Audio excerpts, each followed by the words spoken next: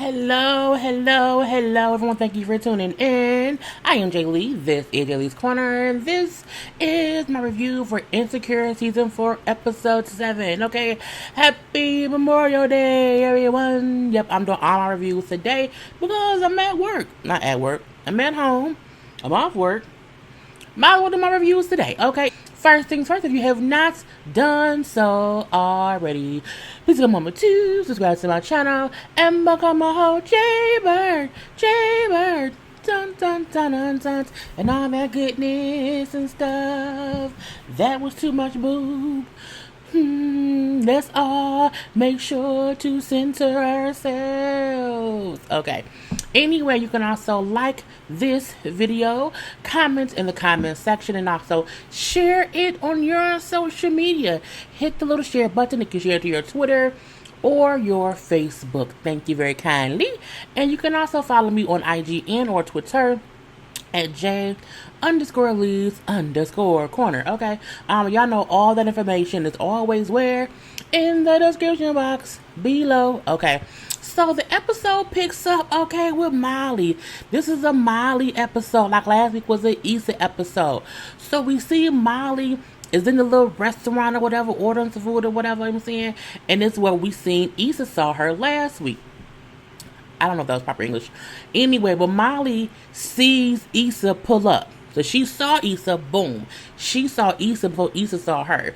Molly then turned around and was acting like she was on her phone as if she wasn't aware of whatever. So she was waiting for Issa to come in there and talk to her to initiate the conversation on, okay? And so she was just acting like, so when we seen Issa seeing Molly on her phone, Molly purposely did that or whatever. You know what I'm saying? She then turned around and she see Issa getting back in her car. So she know that Issa seen her and then Issa left. And now she feel all upset. So she goes back home like talking to Andrew. I saw Issa at the restaurant. Okay, did y'all talk? She was like, no. Okay, she did not. She avoided me like... I think she said she avoided me like work. I'm like, well, that was a little shady. Molly is shady as fuck towards Issa. And that's the crazy part. They supposed to be best friends. But I digress. He then said, is you going to call it? Like, I'm not calling her. No, it's her fault. She should be calling me. Again, Molly is holding the girls, but it does not need to be one. Hell, I do feel like Molly should be the one to call Issa. Because Molly was the one who created an issue at the Black Party. Okay, that's my opinion. But we see that Andrew and Molly are going on a little couples vacation to Mexico. Okay, to meet his brother Victor and the brother's wife and everything. But before they can go on the vacation, she has to go to work because she got a whole last minute meeting. Okay, so she gets to the office the following morning or whatever, and she has her assistant like, why didn't I get notified about this meeting to the last minute? Oh, I have been just so overwhelmed. Like, it was so much going on with this big case and everything, and it just slipped my mind. And, I apologize. It will not happen again, okay? But the minute I remember, I made sure to let you know, but it would never, ever happen again. Well, you know what? When you mess up, it makes me look bad or whatever. You know what I'm saying? And I don't think you're here being paid to make me look bad. And while the assistant fucking up was a bad thing or whatever, I think they showed that because it was like how Molly is reacting to little stuff, how she instantly gets an attitude or whatever, and kind of be a little bit harsh about it or whatever, because it's like, well, damn, you didn't miss the meeting. And it seemed like she had the notes or whatever for you. It's like, okay, like, let her know, okay, I hear that, but like, just don't let it happen again. We know Molly is Molly. Anyway, you know what I'm saying? Her and Andrew on the flight, like she's rushing to the airport or whatever. He holding the gate for her to make sure she don't miss the flight. I'm like, Andrew is a really good boyfriend. And remember, Molly didn't like Andrew in the beginning. So, I mean, seeing how good of a boyfriend he is, I'm looking like she don't deserve him. She does not deserve Andrew. Okay, so they on a plane and everything. You know what I'm saying? We see Ken Fields guest star. Issa and the Insecure, creators of because I know it's more than Issa, but they are really making sure to not help. They are giving shine to famous stars who we know, who we may have forgotten. Not really, you know what I'm saying, who may not be in that much stuff. Ken Fields in this episode. We had Karla Pace in the last episode. So I think it's cute how I know it's been other people as well. So I think it's cute. I like that, okay? I like that. Anyway, so she like, I'm on a trip to Mexico because my husband was an asshole and now I'm single or whatever. I'm gonna live my life. But she's also, you know what I'm saying, a little bit emotional about it, but that's fine. So I wanted to mention Kim Fields had like 2 or 3 guest roles or guest spots on this episode. So, you know what I'm saying? Now, Andrew brother seems to be like a planner. He doesn't plan all these things. They should do whatever. We see Andrew is more like free flowing. If you, I think he's like he goes with the flow or whatever. But he like, yeah, my brother playing this and that and that and this or whatever. Well, can we just like, just do like a late? Then like, I'm just so tired or whatever. He like, okay, but he playing some of stuff like he's a planner. But I'll see if he can cancel some of it or whatever. And he's like, no, it's fine. Like, I'm just down to do whatever you plan. Like, I don't want to come into this trip, like, seeming as if I'm trying to mess things up or whatever. He's like, oh, okay, cool. They all getting kissy and being nasty. I don't like when people loud kiss. Like, I get you kissing, but the loud saliva sounds is like, keep that in the bedroom. Like, I don't want to hear the smacking of the kissing and pup. That kind of grosses me out. That's like watching porn. I don't want to watch porn on the airplane. But they then get real nasty because Andrew asked the stewardess or flight attendant for a blanket, and under the blanket he was, getting Molly off with his fingers. I'm like, okay, that's a way to join the Mile High Club without getting caught in the bathroom. Put a little blanket over you or whatever, and put your hands to work. Okay, it was like, okay, Andrew's a little freak. Hey, Andrew. My neighbor music is on. I don't know if y'all can hear it. It's not that loud, but just in case, y'all not going crazy, he just cut off some music. Anyway, they get to Mexico. Okay, we meet Andrew's brother and his sister-in-law. I didn't pull up no pictures or whatever. You know what I'm saying? The brother has all this stuff planned. It's a beautiful, beautiful, scenery or whatever. And we see Molly and Andrew looking all happy, okay? Looking all happy. It's gonna be a beautiful vacation, okay? It's amazing. Look how happy we look. And I'm like, okay, cool, Molly, and Andrew might make it. Molly may not pull a Molly. So, they say, okay, we may do dinner and all these things. We may not. His brother is like, he's not overbearing, but you can tell he's like kind of, okay, we're going to do this and that and this and that. And oh my God. And then his wife, the sister-in-law, oh my God, you are so beautiful, Molly. You look so good, Molly. Okay, oh my God. I'm like, okay, it's calm down. Just bring it on down. Okay. Anyway, but they're like, okay, we're going to maybe do all the stuff. Maybe not. We will see. They get to the room. Okay. And oh my God, you know what I'm saying? It's just this and it's that. Now on the airplane, Molly like, yeah, I brought some stuff. He like, oh yeah, I brought some stuff too. So they both had to show what they brought to get freaky deaky. Okay, because you want to have freaky deaky sex when you on vacation. That's what you're supposed to do or whatever. Okay, and so she pulled out her freaky deaky things. Well, I'm like, okay, what did Molly bring? She brought some little lingerie and some like massage oil. I'm like, that's so basic. That's real basic. Like, that's just like, who want? I'm gonna leave that alone. And Angie was like, oh, that's it. Oh, okay. Well, I might have, misread the situation. I brought some other stuff. He pulled out a vibrator, some Kegel balls, and a pink butt thing, as he said. It was a pink butt thing. And I'm like, okay, he was trying to get down or whatever. He like, he said, but it's fine. Like, this is the time we can kind of figure out what each other likes, sexually. And she said, well, I like what we did on the plane. You know what I'm saying? This is the possibility of getting caught. He like, oh, well, I like it when you take charge. He's like, oh, okay. Then she tell him, look, okay, well, bang me out on the balcony, okay? Bang me out on the balcony and choke me out a little bit. And they go out and get banged out on the balcony.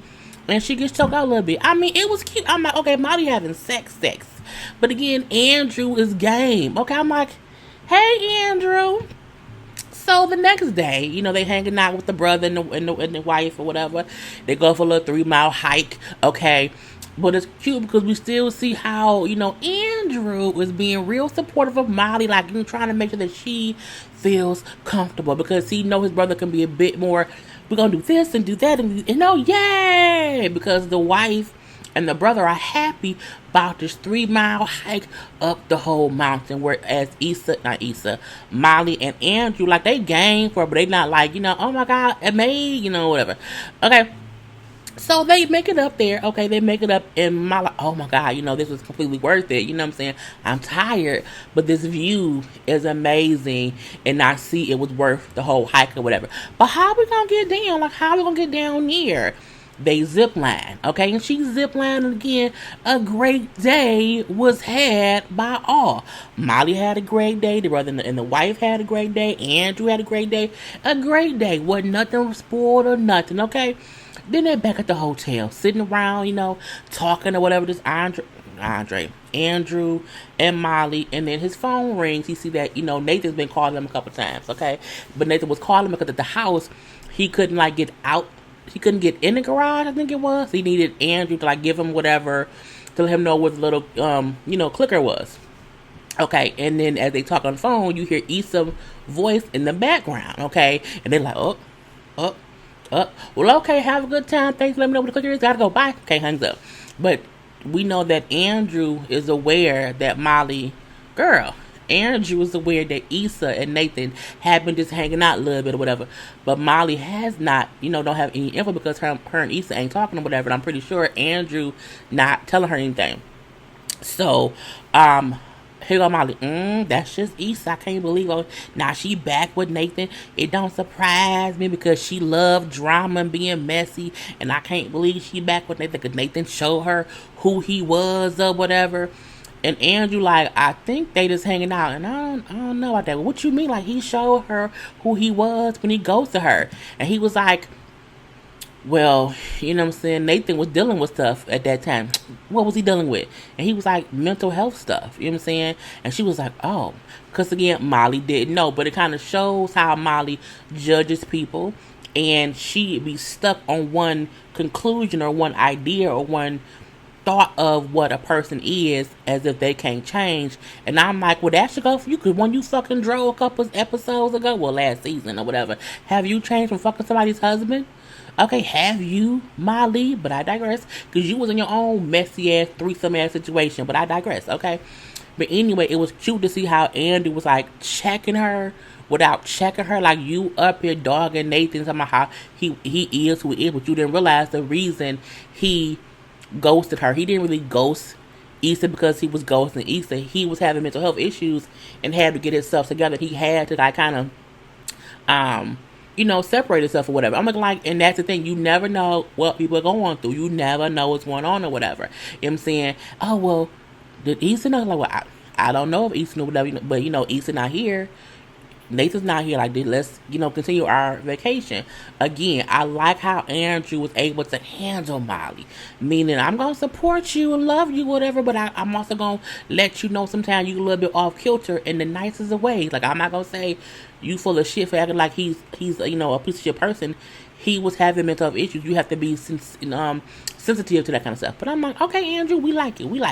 We then see Molly and Andrew had a whole other sex scene where she come out her little lingerie and everything or whatever. She blindfold him, tie his arm down or whatever, and then tell him that before he can get some coochie, okay, he has to eat her ass. At that point, I'm like, all right, I'm done. Yeah. Ew, I think this is nasty. I just, but I get you have to show people like different things. And again, as Andrew said earlier, this is a vacation where we can explore sexual things to see what the other person likes. But I'm looking like, well, what if you want his ass? Hey, Molly, you eat ass too? And can you kiss him and eat ass? I mean, I assume she was clean because she came out the bathroom all dressed. I'm assuming she, cleaned her butt out. But I'm like, girl, I ain't never that hungry or never. I don't want anyone to be. No, I'm good. It's just, anyway, let's move on. So we then see they all at the pool hanging out and everything. And, it was Molly and the sister-in-law and the brother, whatever. I forgot. Nathan was there too. The brother-in-law was not in the pool. And somebody splashed water in the sister-in-law's eye. So Molly goes out the pool to go get a towel because her eye was burning or whatever.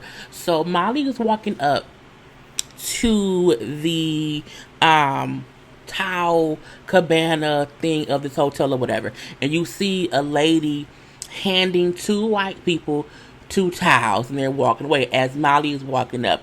So Molly's like, can I get a towel? And they said, oh, can I see your key card?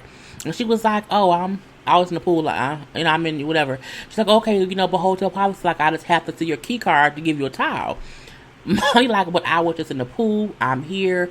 I don't have my key card on me. She's like, oh, well, I just need to see your key card to give you a towel. It's hotel policy. Well, you didn't ask those two white people for one, and I was like, oh.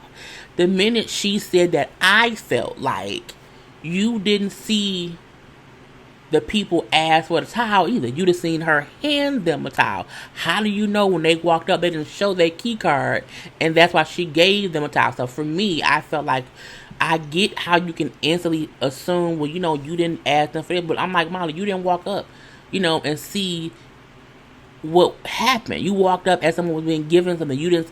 It made me kind of like, okay, Molly, you doing too much. So he like, I don't know what you're insinuating, man, but this hotel policy is I can't give you a towel without seeing your key card. This is some bullshit. So then the brother-in-law is walking past, and he then shows the key card. Hey, we in room so and so and so and so. Somebody then, the lady gives a towel, and Molly status and walks away. He's like, okay, I'm sorry for that or whatever. They go back and get in the pool. In the pool, Andrew can see, okay, something wrong with Molly, like what's going on. Oh, just some racist bullshit or whatever, with the towel or whatnot.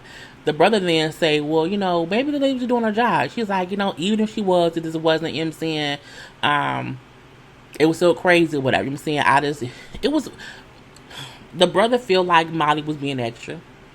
Molly felt like it was a race thing or whatever.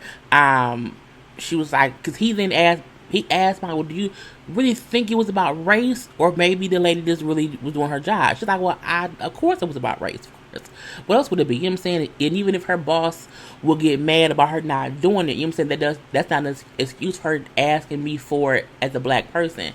And while Victor, the brother, should not have asked Molly, was it really a race thing?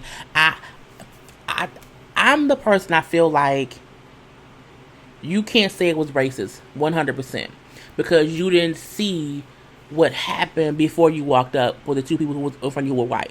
Had they been black and they had gay, it's just weird for me. Like I'm very much so torn on this part because I feel like Molly didn't see the people ask for the towel. You walked up as someone was being handed something. You assumed that they weren't asked for the key card. You assumed that she asked you for yours because it was race. It 100% could have been racial. Okay, I'm not saying it's not true. But Molly's reaction to instantly get pissed about is what I feel like is the issue. Molly was upset based on her assumption that someone was depriving her of a towel because she was black, not because hotel policy is that people have to show a key card. At most these little resorts or whatever, that's usually what it is. What's your room number? You got a key. That's why they give you key cards. That's just my thing. Anyway, the system are like, it's okay. Like white people just want to divide us. They just want to divide us or whatever. The brother then going to the whole thing like know that racist things happen. I'm not saying they don't happen or whatever. I've experienced racist things too, whatever, but I can't give it that much power. I'm like, okay, here we go. He then tells Molly how you have to learn to pick your battles. I'm like, oh my god, okay. Victor was going down the wrong path. Even though I knew what he was trying to say, it's just you can't argue with a black woman about racist issues. You just can't. Okay, but when Molly then said, y'all only consider yourself people of color when it benefits you. I said, oh shit. Damn it, Molly. Again, two wrongs don't make a right. And they both were wrong in their own ways. They both were wrong in their own ways. Anyway, they're like, what? That's not true. Andrew, like, I don't live that way. Do you think that about me? She says, of course not. You're different. The brother then says, oh, it looks like you're picking and choosing who you give the benefit of the doubt to. So he's different than other Asians or whatever. Which pisses Molly off. She's like, you know what? Fuck you. Okay, fuck you to the brother. And then Andy's like, why the fuck would you do that, bro? And he's like mad at his brother. And he leaves with Molly. My point of view on that was, I don't think the brother was completely off kilter in some other things he was saying. But the way he went about it was wrong. But again, Molly was giving Andrew the benefit of the doubt for whatever reason, because she knows him, and making a blanket statement. But it's like, It was a mess all around, but it kind of showed how Molly jumps to conclusions and is continually, you know what I'm saying, how I always fussing and fighting and whatever. And I feel like for her to be a great ass attorney, how is it that you couldn't have a rational conversation about race without getting pissed and saying fuck you to your boyfriend's brother? I think there are ways that people can both have opinions on different things if they both said something kind of offensive to the other one. Molly's saying, you know what I'm saying, y'all only want to be people of color when it benefits you. But then say, oh, my boyfriend, not you, just all the other Asians, including your brother. You know what I'm saying? That's too much. And then the brother saying, like, was it really a race thing? Like, we have, and it's like, it was what it was. Okay. Anyway, we then see, you know, Molly and Andrew in the bed, and earlier they was all happy-go-lucky. Now, not so much. They, you know, they on separate sides of the bed. They both in real clothes. They're not in those still freaky deaky clothes or whatever. He got a whole shirt on. Who sleeps in a shirt in Hawaii? Not Hawaii, in Mexico. Someone who don't want to get touched by their girlfriend. But now it's a different feel. It's a different feel now. Okay. Anyway, you know, the following morning, she's like, oh, did I fuck things up? Because he then left. She woke up in the bed alone. He wasn't there. But he then walks in with a little drink. He know her drink. I'm like, okay, he knew her drink and everything. Come on now, Andrew.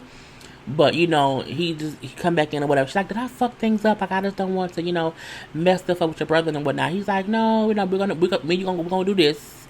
And him and his girl gonna do that. Okay, but it's okay. I talked to him or whatever. You know, my brother can be an asshole. You know, I told him that he was an asshole or whatever, and he did say he was sorry for how he reacted or whatnot. But we'll all figure it out. But I still feel like Molly needs to apologize too. But Andrew is being a supportive boyfriend and handling this situation on separate ends.